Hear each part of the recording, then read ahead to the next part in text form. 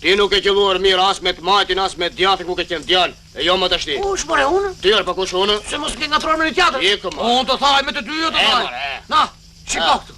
E shikon atë poqe atje lart? Cilin poqe? Jam atje në xhak në majtë shtëpisë Sotiricës. Ha, e pa. Shikoj e kur ta thaj në vend tani. Na qelloj një. Na mo këtu. Ha. S'ka këtu. Na.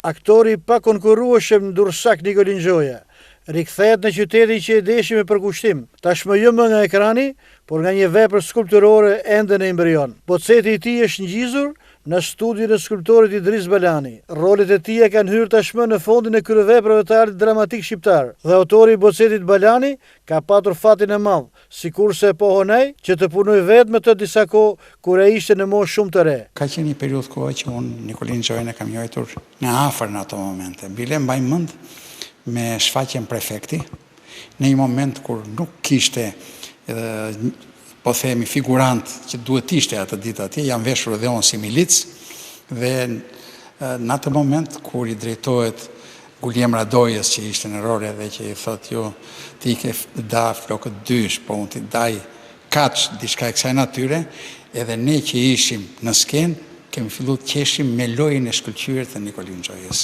Dhe që nga një moment dhe më vonë, kur unë kam punuar prap në teatr, kam pasur një lloj simpatie, por edhe shikonja dhe një lloj respekti edhe për ne që ishim të rinj dhe mbase që s'na lidhte direkt puna me ta.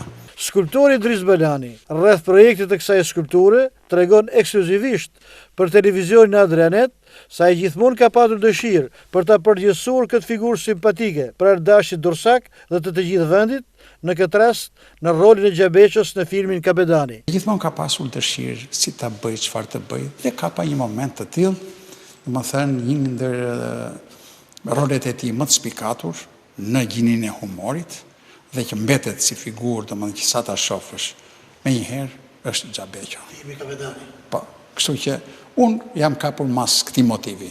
Pastaj se sa është realizuar atë e shikojmë. Kthimi nga bocet në një monument në një nga shteshjet e qytetit të Durrësit pritet që të konkretizohet pas një sër procedurash. Na çfarë rrugë? Rrugë